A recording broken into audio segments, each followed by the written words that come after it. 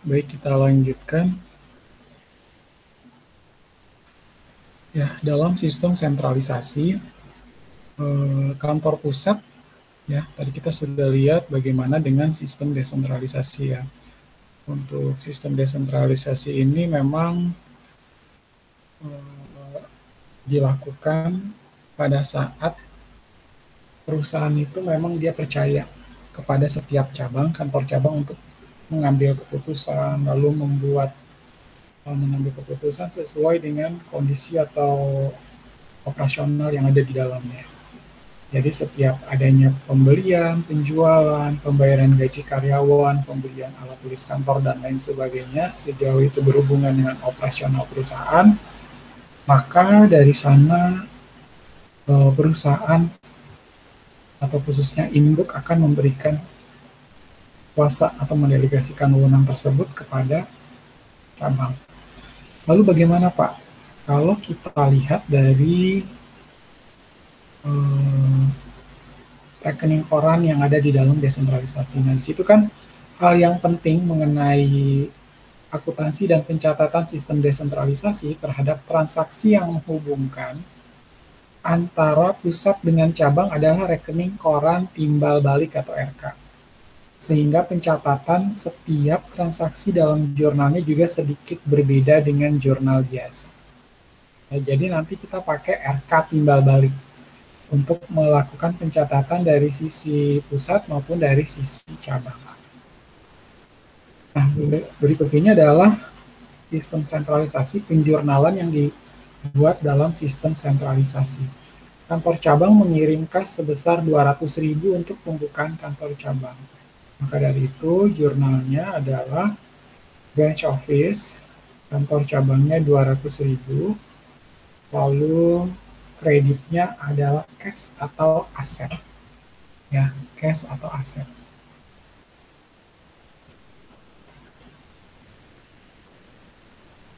Ya, untuk kantor pusat, dia akan melakukan pencatatan terhadap transaksi yang terjadi di kantor cabang. Karena si pusat kirim kas sebesar 200.000 untuk pembukaan kantor cabang, maka pencatatannya branch office-nya di debit 200.000, kas atau asetnya di kredit 200.000. Lalu jurnal yang kedua, kantor cabang membeli aktiva tetap senilai 150.000 secara kredit.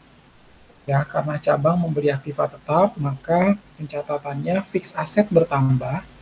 Kantor pusat akan mencatat fix aset di kantor cabang itu bertambah sebesar 150.000, lalu lawan transaksinya adalah branch office sebesar 150.000. Nah, jadi dari satu sisi memang aset bertambah, tetapi ada pengeluaran yang dikeluarkan sebesar 150.000. Ya, padahal di sini pencatatannya bahwa pembelian aktiva tetap itu secara kredit. Ya, dicatat branch office kredit 150.000. Lalu yang ketiga, pembelian kantor cabang, pembelian barang dagangan semuanya secara kredit. Kantor pusat sebesar 1,2 juta, kantor cabang sebesar 800.000 rupiah. Maka untuk mencatat pembelian barang dari sisi kantor pusat, inventorinya di debit sebesar 1,2 juta, lalu account payable-nya di kredit sebesar 1,2 juta. Ya, persediaan pada hutang usaha sebesar 1,2 juta. Lalu untuk melakukan pencatatan berkaitan dengan kantor cabang, branch office, kantor cabang itu 800.000, lalu utang dagang 800.000. Sebenarnya konsep definisi account payable atau utang dagang sama aja ya, cuma satu bahasa Indonesia, satu bahasa Inggris. Ya, tapi kita mengakui untuk membedakan aja nih pengakuan terhadap kalau utang usaha untuk si pusat pakai akun account payable. Lalu kalau menurut versinya si kantor cabang ya versi untuk kantor cabang utang dagang pakai Indonesian. Ya pakai bahasa Indonesia. Jadi inventory di debit 1,2 juta pada utang usaha di kredit 1,2 juta. Karena ada pembelian barang dagangan si kantor pusat. Lalu si cabang akan si pusat ini akan melakukan pencatatan buat si cabang, branch office-nya di debit, pada utang dagang di kredit 800.000. Ya, seperti itu.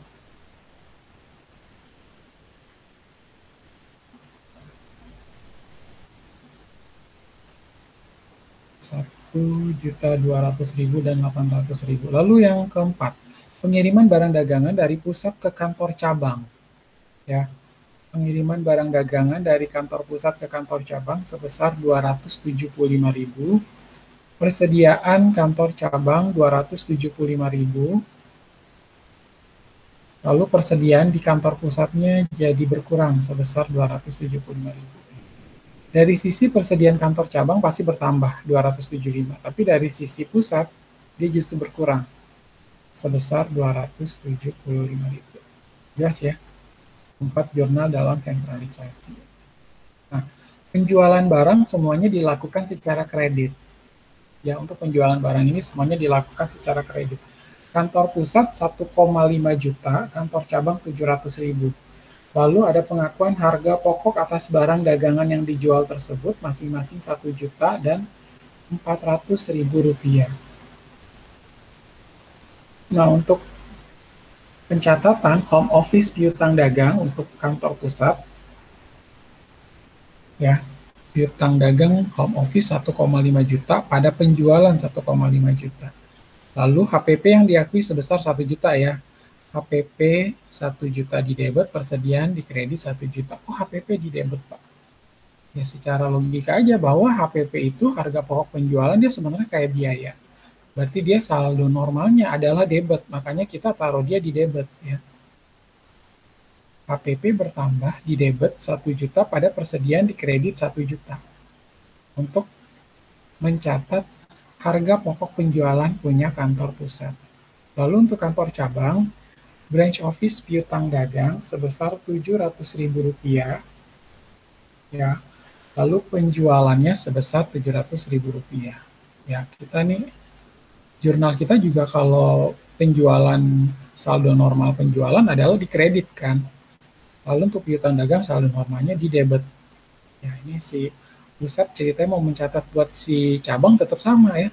Branch office piutang dagang di debit pada penjualan di kredit 700.000. Lalu cost of sold atau cost of goods sold itu adalah harga pokok penjualan, bahasa Inggris doang kan sebenarnya sama juga penyebutannya.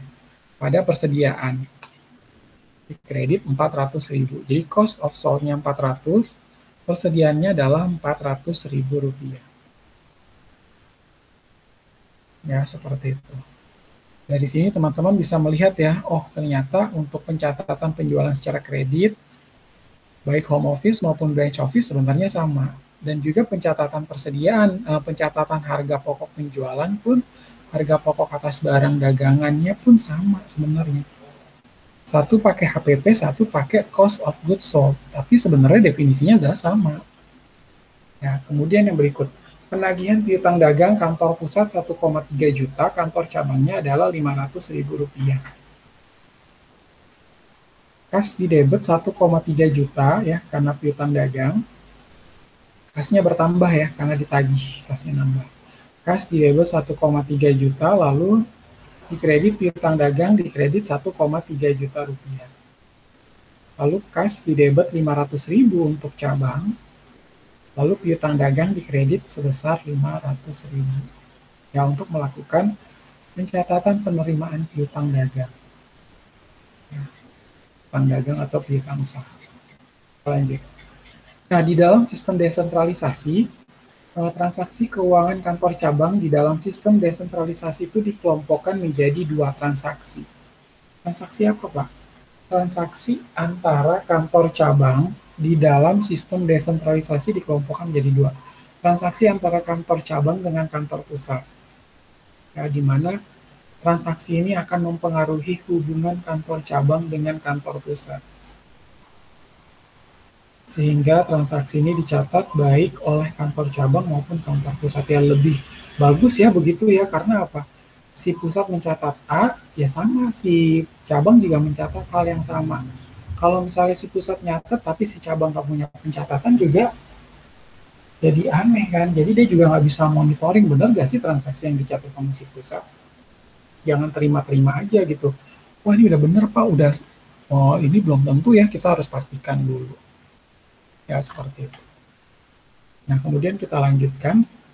Transaksi antara kantor cabang dengan pihak ketiga, dan transaksi ini tidak mempengaruhi hubungan kantor cabang dengan kantor pusat, sehingga transaksi ini tidak dicatat oleh kantor pusat.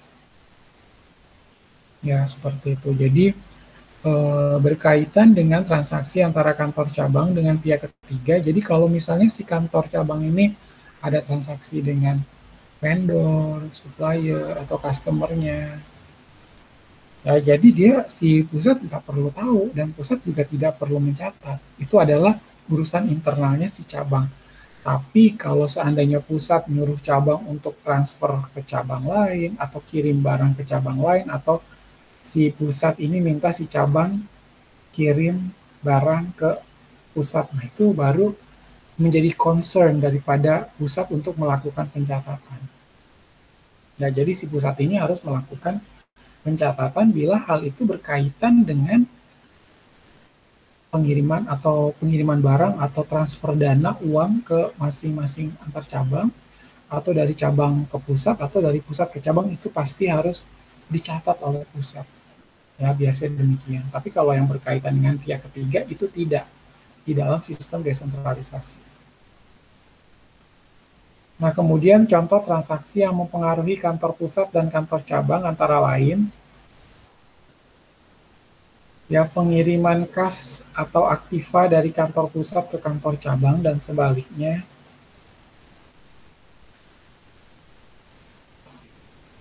Ya, pengiriman kas atau contoh transaksi yang mempengaruhi kantor pusat dan kantor cabang antara lain pengiriman kas atau aktiva dari kantor pusat ke kantor cabang dan sebaliknya.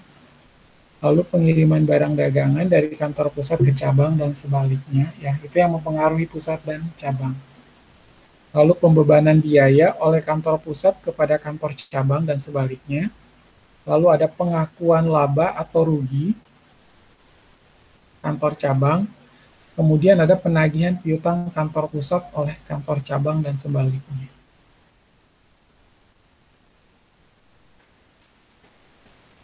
Ya, jadi ini transaksi-transaksi ini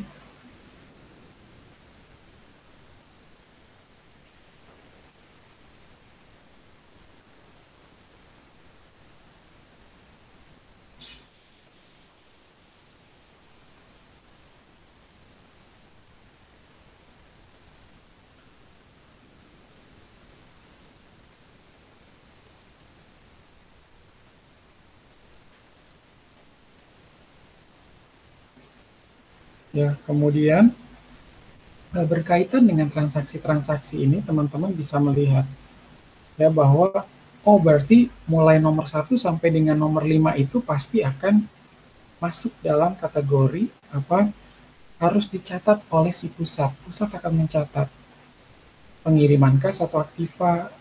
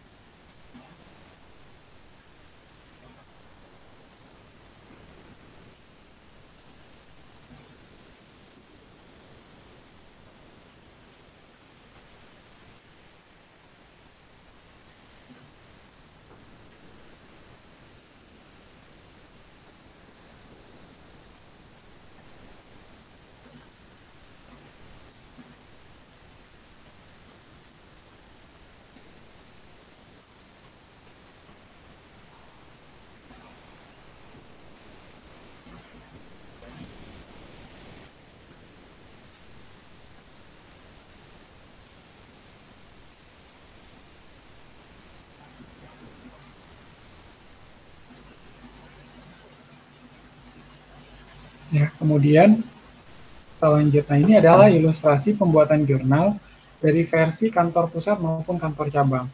Ya, di sana ada rekening koran kantor cabang, ya. pencatatan di pusat, RK kantor cabang di debit, kas di kredit. Untuk di kantor cabangnya berarti dia mencatat adanya penambahan apa? Kas di debit, lalu rekening koran kantor pusat di kredit. Ya, rekening koran kantor cabang debit, kas di kredit. Kemudian artinya apa sih Pak kalau yang kayak gitu?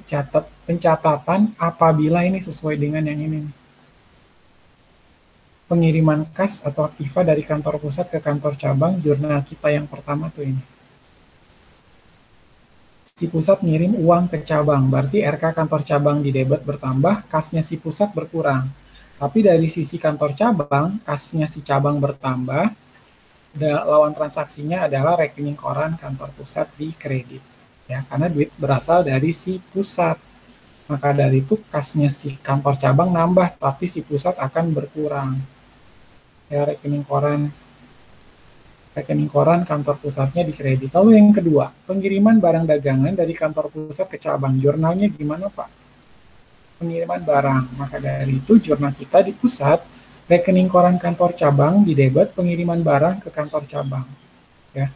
Jadi otomatis sebenarnya gini, kalau nomor 2 itu barangnya si cabang nambah. Ya dong. Karena si pusat ngirimin barang. Maka dari itu RK kantor cabang nambah di debit. Pengiriman barang ke kantor cabangnya di kredit. Nah, si cabangnya sendiri mencatat pengiriman barang dari kantor pusat, RK kantor pusat di kredit. Ya, jadi teman-teman bisa lihat perbedaannya. Oh, si pusat nyatet begini. Pada saat dia ngirim barang ke cabang. Nah, si cabangnya sendiri melakukan pencatatan pengiriman barang dari kantor pusat pada rekening koran kantor pusat. Lalu yang ketiga, pembebanan biaya oleh kantor pusat kepada kantor cabang dan sebaliknya. Ya, pembebanan biaya oleh kantor pusat kepada kantor cabang. Nah, rekening koran kantor cabang, ya, karena kita mau melakukan pembebanan biaya oleh kantor pusat kepada kantor cabang,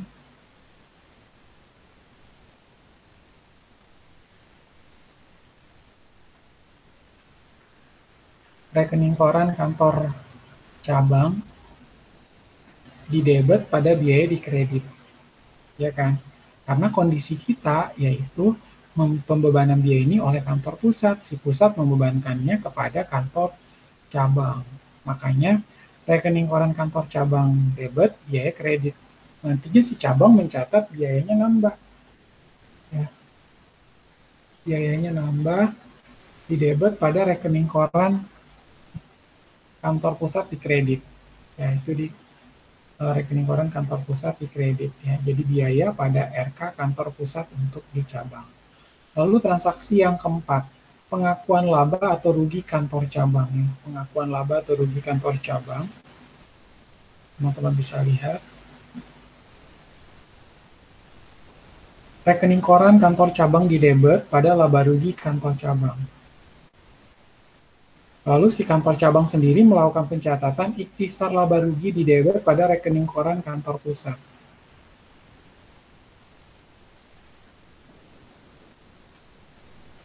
Ikhtisar laba rugi di debit pada rekening koran kantor pusat.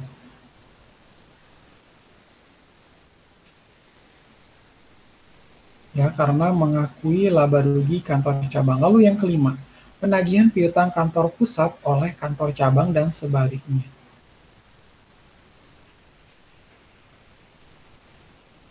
Ya, rekening koran kantor cabang debit, piutang berkurang. Tapi dari sisi kantor cabang sendiri, kas bertambah pada rekening koran kantor pusat. Karena kenapa? Piutangnya ditagih oleh si kantor cabang. Makanya jurnalnya kas di debit pada rekening koran kantor pusat. Ya, itu kita bisa melihat ya, perbedaan dari sisi kantor pusat maupun kantor cabang untuk mencatat transaksi yang sama. Nah, si pusat nyatat begini, oh berarti si cabang akan mencatat demikian. Ya, beda-beda. Lalu kita lanjutkan. Masalah khusus hubungan kantor pusat dan kantor cabang.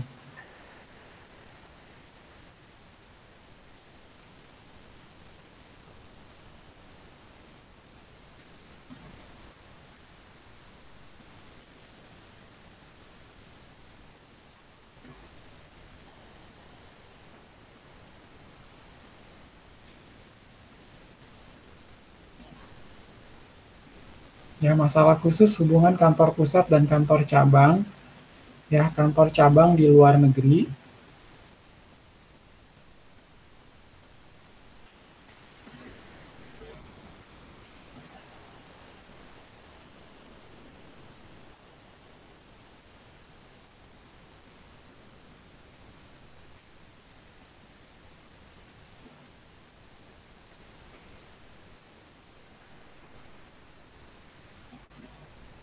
Ya, masalah khusus kan hubungan kantor pusat dan kantor cabang. Ada kantor cabang di luar negeri, lalu pengiriman barang ke cabang dinota di atas harga pokok.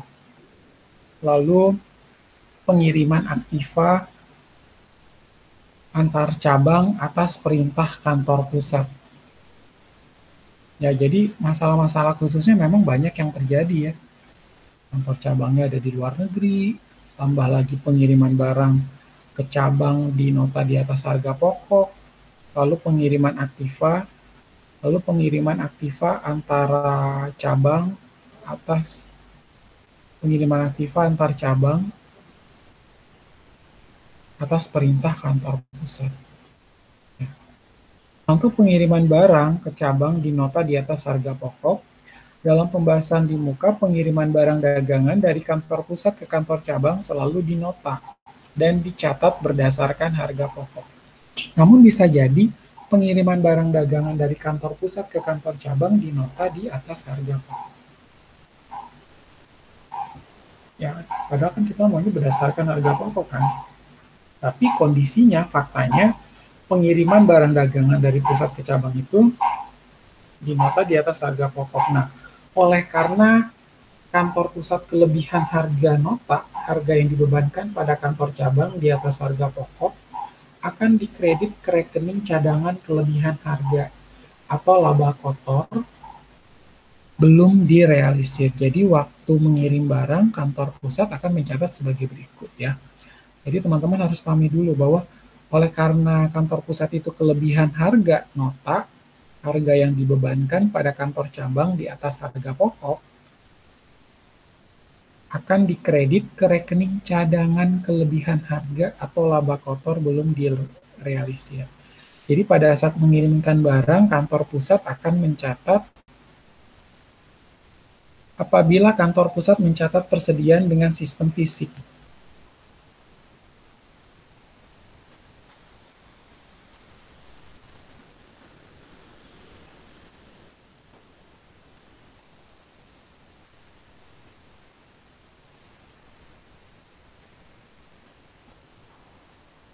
Ya, apabila kantor pusat mencatat persediaan dengan sistem fisik, rekening koran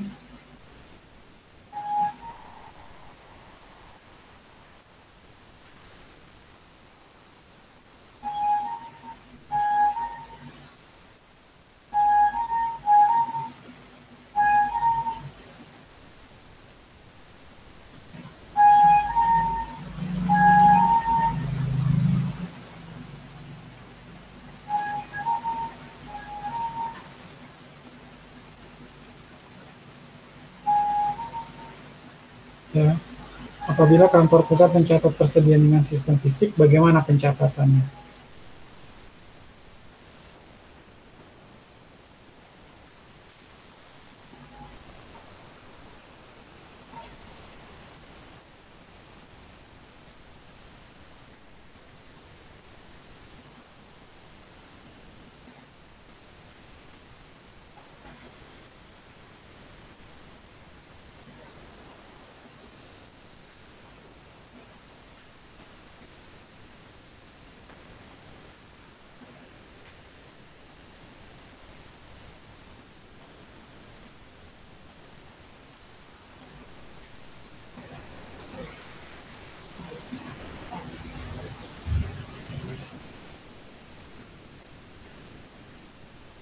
Ya, apabila kantor pusat mencatat persediaan dengan sistem fisik, rekening koran kantor cabang didebet, pada pengiriman barang ke kantor cabang dikredit. Lalu ada cadangan kelebihan harga dikredit. Ya, jadi si pusat mencatat persediaan dengan sistem fisik, RK kantor cabang debet, lalu pengiriman barang ke kantor cabang dan cadangan kelebihan harga dikredit. Apabila kantor pusat mencatat persediaan dengan sistem perpetual, rekening koran kantor cabang debit, persediaan barang dagangan, dan cadangan kelebihan harga dikredit. Jadi, perbedaan antara sistem fisik maupun perpetual hanya dari nama akun pengiriman barang atau persediaan barang dagangan. Itu perbedaannya di situ aja ya. Apabila teman-teman lihat dari pencatatan persediaan, menggunakan sistem fisik itu pengiriman barang ke kantor cabang. Bedanya di situ. Kalau yang di sistem perpetual yaitu persediaan barang dagangan. Ya, demikian. Nah, kantor cabang tidak akan mengetahui kalau harga nota yang dibebankan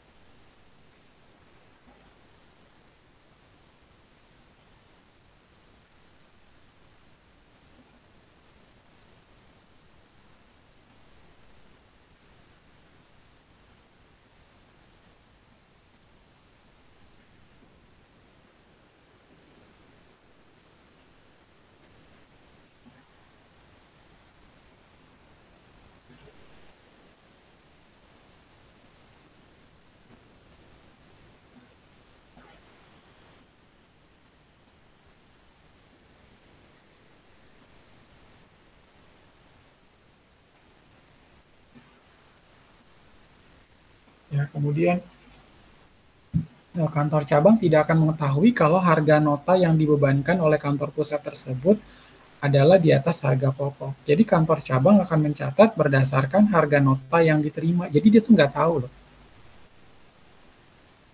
Ya, dia tidak tahu kondisi tersebut. Nah, apabila kantor cabang mencatat persediaan, ya apabila kantor cabang mencatat persediaan dengan sistem fisik, maka pencatatannya pengiriman barang dari kantor pusat pada rekening koran kantor pusat.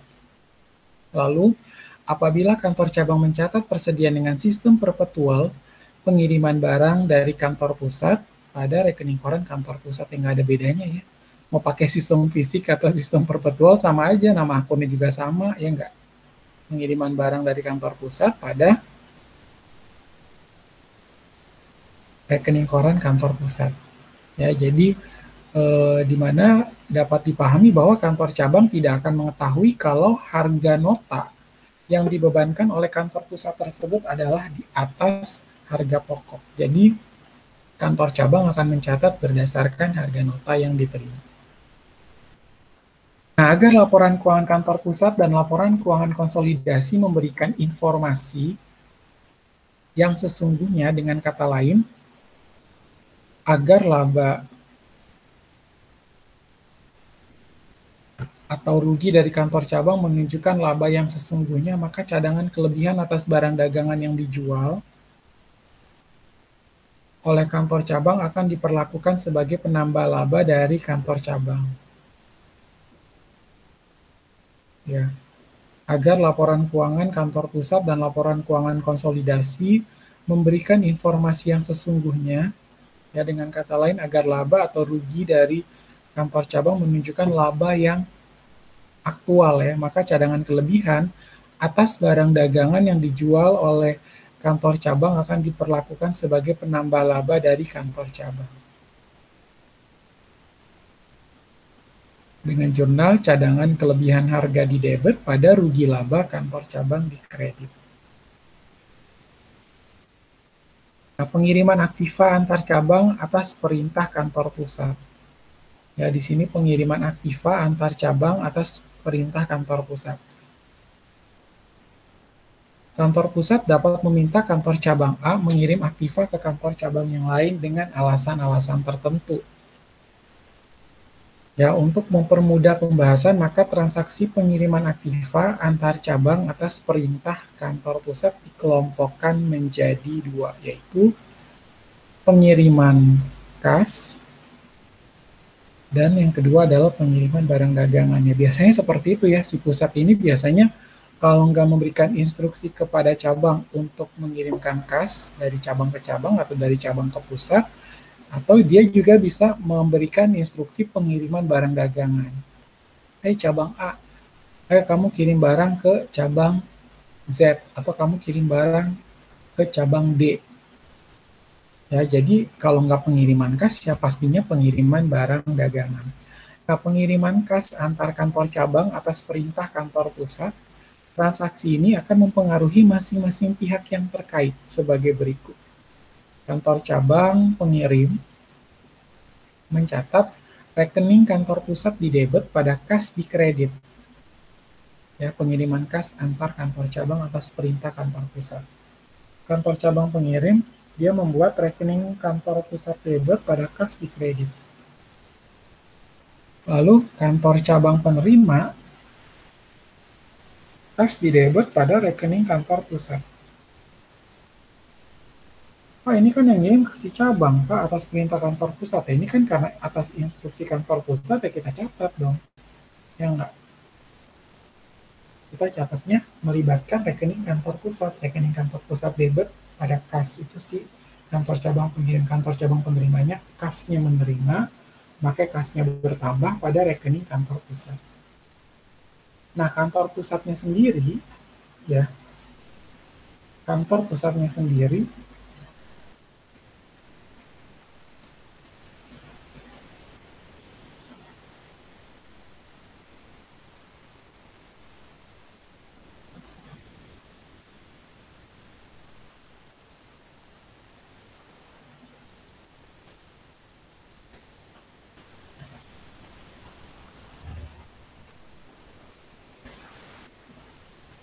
rekening kantor cabang penerima di debit pada rekening kantor cabang pengirim di kredit. Ya, dia tetap memberikan catatan juga, membuat catatan juga, karena dia instruksi kepada cabang, dari satu cabang transfer ke kantor cabang lain. Nah, si pusatnya sendiri mencatat rekening kantor cabang penerima di debit pada rekening kantor cabang pengirim di kredit. Nah, pengiriman barang dagangan antar kantor cabang atas perintah kantor pusat. Kalau tadi pengiriman uang, kalau yang ini adalah pengiriman barang. Nah, bisa dibedakan ya. Kantor cabang pengirim, rekening kantor pusat di debit, lalu kas pengiriman barang dari kantor pusat dan biaya angkut di kredit. Itu kantor cabang pengirim. Nah, untuk kantor cabang penerima, dia buat jurnal pengiriman barang dari kantor pusat di debit, lalu ada biaya angkut dan rekening kantor pusat. Ya, ada perbedaan. Oh, kalau si pengirim jurnalnya rekening kantor pusat debit, kas pengiriman barang dari kantor pusat, dan biaya angkut itu di kredit. Kalau kantor cabang penerimanya, pengiriman barang dari kantor pusat di debit, lalu biaya angkut rekening kantor pusat di kredit.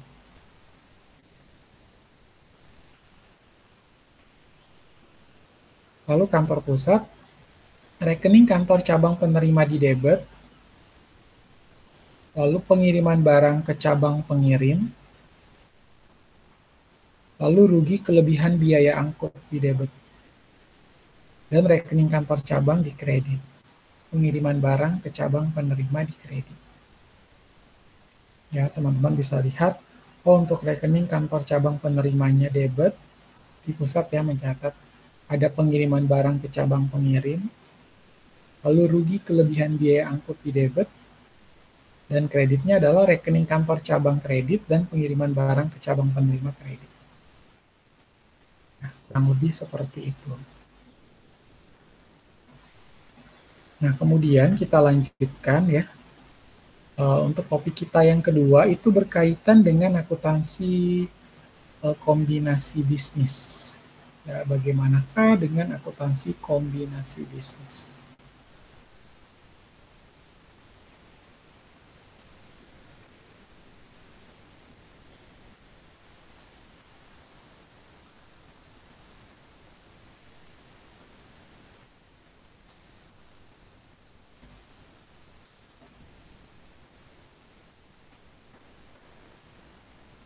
Nah, pengertian kombinasi bisnis didefinisikan ya, menurut standar akuntansi keuangan, penggabungan usaha atau business combination adalah penyatuan dua atau lebih perusahaan yang terpisah menjadi satu entitas ekonomi karena satu perusahaan menyatu atau united dengan other company atau give control atas aktiva dan operasi perusahaan lain.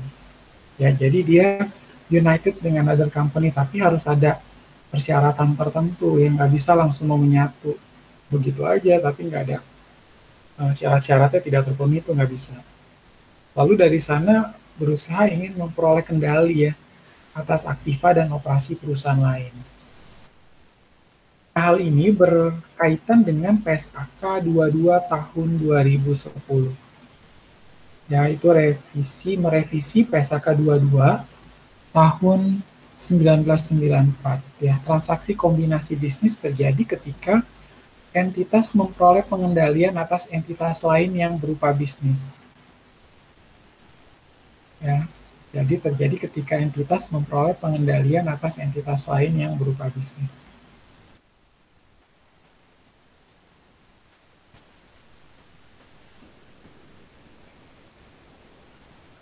Nah, sebuah penggabungan usaha terjadi ketika dua atau lebih usaha yang terpisah bersama menjadi sebuah entitas akuntansi tunggal. Jadi ibaratnya kalau ada dua sekutu atau tiga sekutu bergabung menjadi satu persekutuan atau dua perusahaan besar. Ya, lalu dia mencakup beberapa perusahaan kecil supaya menjadi sebuah perusahaan konglomerasi ya. Jadinya nantinya menjadi satu perusahaan besar atau satu perusahaan raksasa, di mana ini terdiri dari beberapa pengusaha yang ingin melebur menjadi satu. Ya, bisa dikatakan demikian juga. Nah, latar belakang kombinasi bisnis, yaitu yang kedua itu memahami kombinasi bisnis atau penggabungan usaha. Sejak tahun 1950, kontroversi tentang metode akuntansi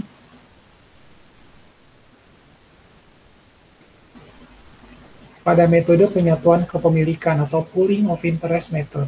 Ya. Ada ARB nomor 40 memperkenalkan metode alternatif penggabungan usaha atau purchase of interest method. Lalu tahun 1970, APB Opinion Number 16 mengakui metode penyatuan kepemilikan. Ya, metode penyatuan kepemilikan, pooling of interest, dan metode pembelian, purchase of interest. Sebenarnya gini ya, metode penyatuan kepemilikan ini makin lama udah tidak diminati dan mau tidak mau harus diganti dan dihapuskan. Dan sekarang lebih banyak yang memilih untuk menggunakan metode pembelian atau purchase of interest method. Ya, pada bulan 30 Juni 2001, Financial Accounting Standard Board Statement Number 141 menggunakan metode pembelian atau purchase of interest method dan menghapus metode penyatuan kepemilikan atau pooling of interest method yang tadi saya sampaikan. Tetapi tetap memakai APB Opinion number 16 kecuali metode yang dihapus tersebut. Ya.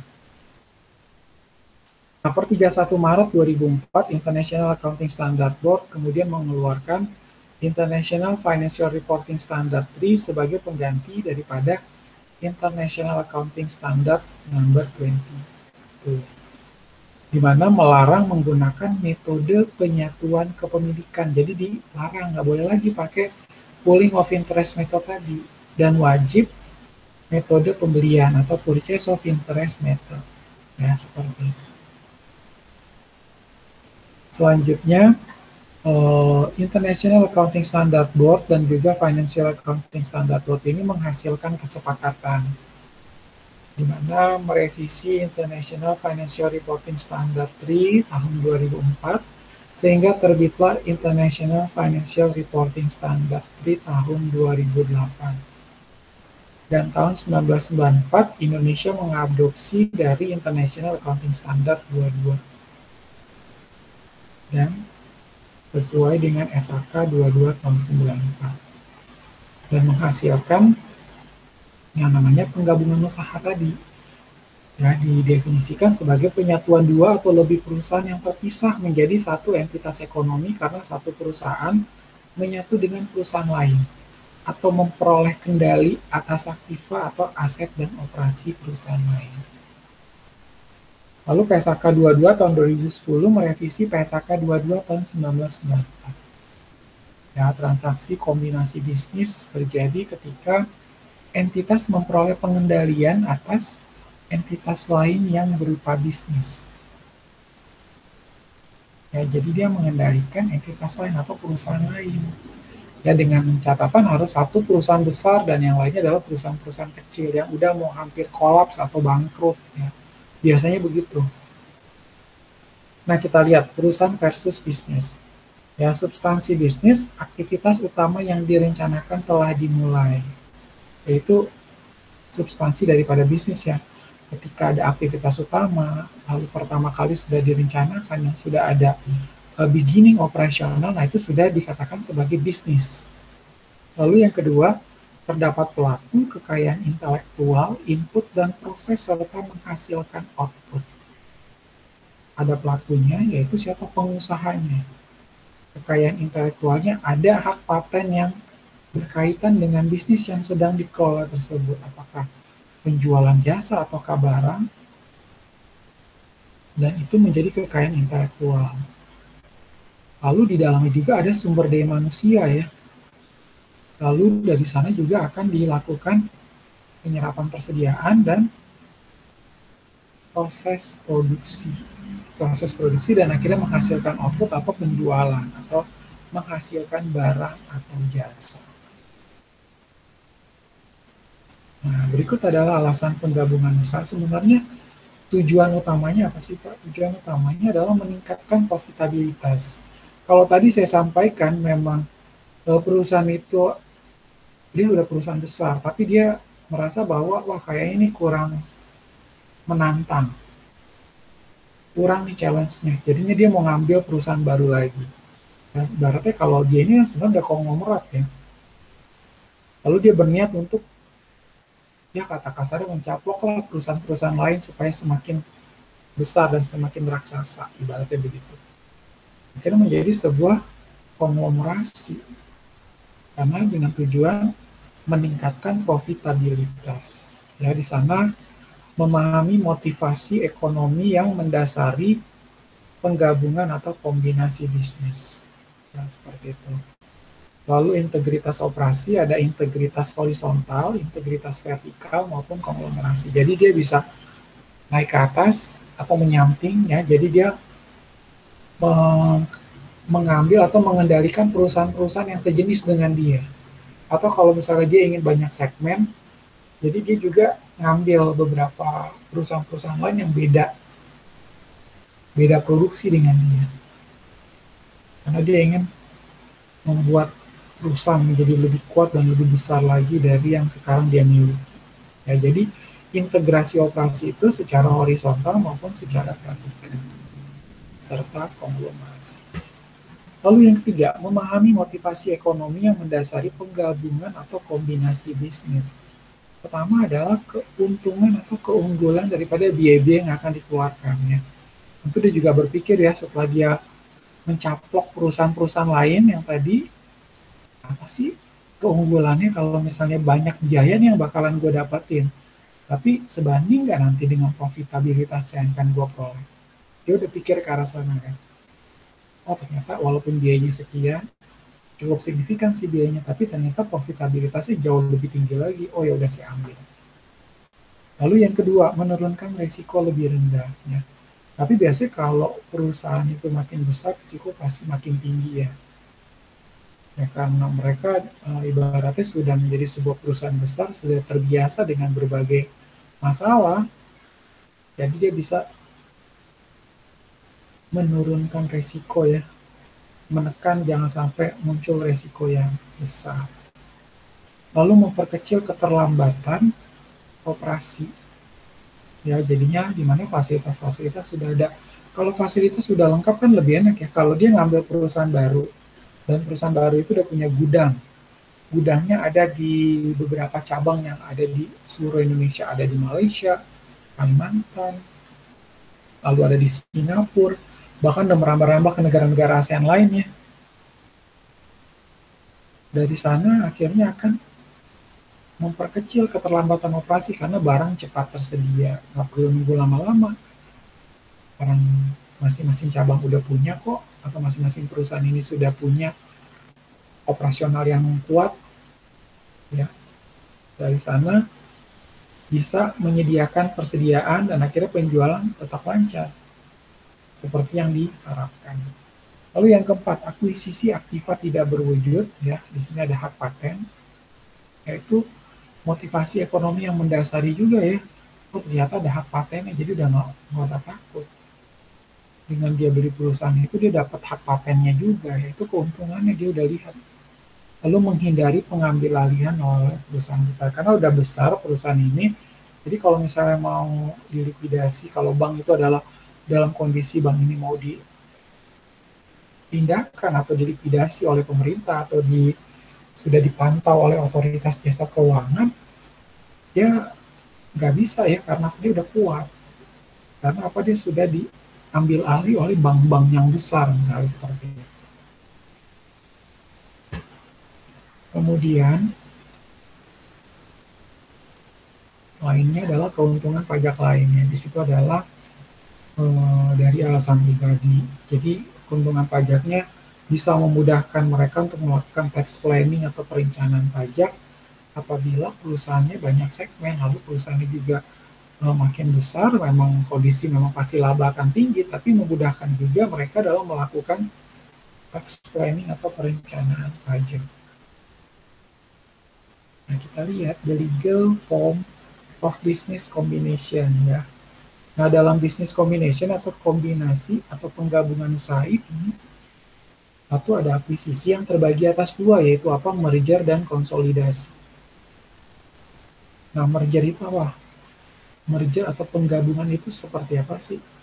Ya, terjadi ketika salah satu perusahaan mengambil alih semua operasi dari badan usaha atau entitas lain yang di-merger. Ya, jadi si B ini, kita lihat, dia mengambil alih A1 dan A2 yang ini. Tapi ada karakteristiknya juga, harus ada requirement yang harus dipenuhi. Satu, penggabungan perusahaan yang ukurannya nggak sama. Pasti yang B jauh lebih besar daripada si A ini, 2A ini. Lalu yang kedua, hanya satu perusahaan yang tetap eksis atau besar. Ini yang harus nantinya menjadi satu perusahaan besar. Perusahaan kecil yang kedua ini akan melebur dan bubar demi hukum tanpa dilikuidasi.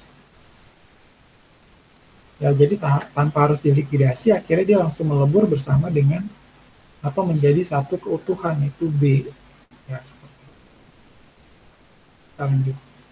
Kalau tadi model akuisisi yang pertama ada merger, berarti yang kedua ada konsolidasi atau peleburan.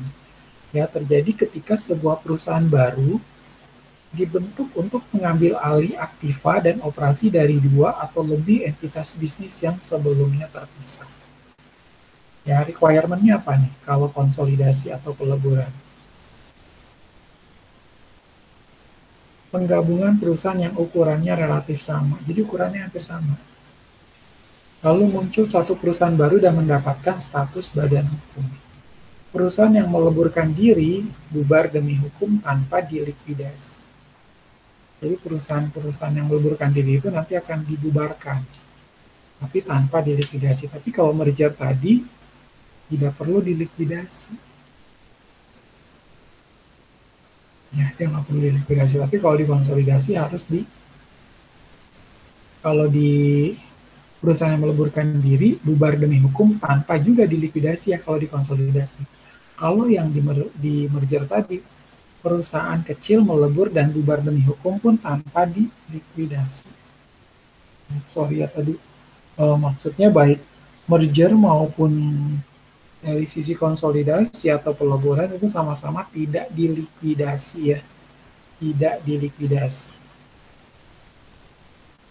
Ya, di mana mereka sama-sama meleburkan diri dan tanpa dilikuidasi. Lalu yang berikut akuisisi atau pengambil alihan. Di sini terjadi ketika salah satu perusahaan mengambil alih semua operasi dari badan usaha atau entitas lain dan kedua perusahaan tetap beroperasi. Ya, dan kedua perusahaan ini akan tetap beroperasi ya.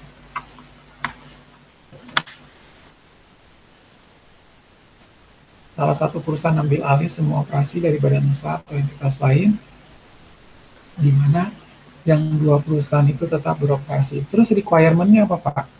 Requirement-nya adalah perusahaan akuisitor dan perusahaan target berdiri sendiri dan tetap beroperasi. Dan untuk perusahaan akuisitor ini sebagai pengendali manajemen perusahaan. Lalu pengakuisisi pada saham atau aset atau goodwill perusahaan. Ya, teman-teman bisa lihat di accounting concept of business combination. Di situ ada pengendalian, kan? Nah, pengendalian ini yang membedakan hak suara dengan pengendalian. Dan menurut PSAK revisi PSAK 22 revisi 2010 mensyaratkan kombinasi bisnis hanya terjadi jika satu entitas memperoleh pengendalian atas entitas lain. Ya. Makna pengendalian lebih dari sekedar memiliki ekuitas entitas lain. Di mana pengendalian itu tidak harus selalu diperoleh dengan kepemilikan. Ya, jadi kadang orang menganggap bahwa kalau dikendalikan berarti dia harus menjadi milik gua dulu kan, enggak gitu juga. Atau kepemilikannya misalnya sahamnya 50%. Lalu dengan serta-merta saya bisa mengendalikan perusahaan ini. Itu juga belum tentu. Ya, karena kita mengacu pada PSAK 22 revisi 2010 ini.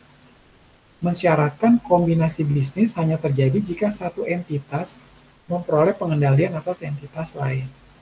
Nah, makna pengendalian itu lebih dari sekedar memiliki ekuitas entitas lain.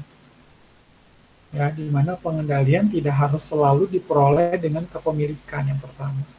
Lalu kepemilikan hak suara mayoritas tidak selalu memberikan hak pengendalian. Ya, kepemilikan hak suara mayoritas ini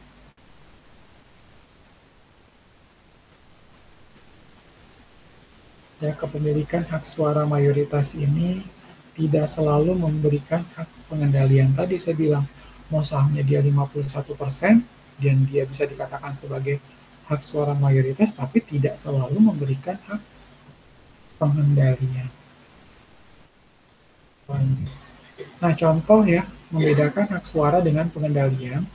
Contoh pengendalian tertinggi, PTA memiliki pengendali 90% PTB. A mengendalikan 90% PTB. PTB memiliki kendali 80% PTC. Berarti PTA disebut pengendali tertinggi. Nah, contoh kombinasi bisnis entitas pengendali. PTA memiliki hak suara 90% PTB dan 60% PTC. Lalu PTA menjual kepemilikan hak suara PTB 20% ditukar dengan 20% hak suara PTC. Ya, transaksi demikian disebut kombinasi bisnis entitas pengendali. Ya, teman-teman bisa lihat ya, bahwa ternyata si A itu memiliki hak suara 90% B dan 60% C. Lalu si A ini menjual kepemilikan hak suara PTB. 20% ditukar dengan 20% hak suara PTC. Nah, transaksi demikian disebut dengan kombinasi bisnis entitas pengendali. Nah, kombinasi bisnis entitas pengendali merupakan pengalihan kepemilikan induk dari satu anak ke anak yang lain. Yang mengalihkan kepemilikan induk dari satu anak ke anak yang lain, dan itu diatur dalam PSAK 38 revisi 2011. Lalu menentukan tanggal transaksi kombinasi bisnis. Ya, PSAK 22 revisi 2010 menjelaskan kombinasi bisnis hanya terjadi jika satu entitas mengendalikan entitas lain yang berupa bisnis. Ya, tanggal transaksi kombinasi bisnis itu merupakan tanggal diperolehnya kendali atas suatu bisnis. Misalnya nih, konsolidasi, peleburan, atau misalnya merger, itu dilakukan pada tanggal, katakanlah, tanggal 10 Maret 2020. Nah, berarti tanggal diperolehnya kendali adalah di tanggal tersebut. Sesuai dengan tanggal pada saat kombinasi bisnis itu dimulai. Pada saat kapan sih merger itu dimulai? Sesuai dengan akta daripada perusahaan ya. Ternyata tanggalnya adalah tanggal 10 Maret 2020. Berarti tanggal itulah tanggal diperolehnya kendali atas bisnis. Ya, oke, baik. Untuk perkuliahan kita saya cukupkan sampai di sini. Silakan teman-teman lihat pada materi daripada AKL 2, part yang pertama dan juga part yang kedua, silahkan dilihat secara berurutan. Ya, untuk perkuliahan kita saya cukupkan sampai di sini. Tetap semangat, jaga kesehatan, perhatikan protokol kesehatan, gunakan masker, gunakan hand sanitizer. Sampai ketemu minggu depan. God bless you and Buddha bless you.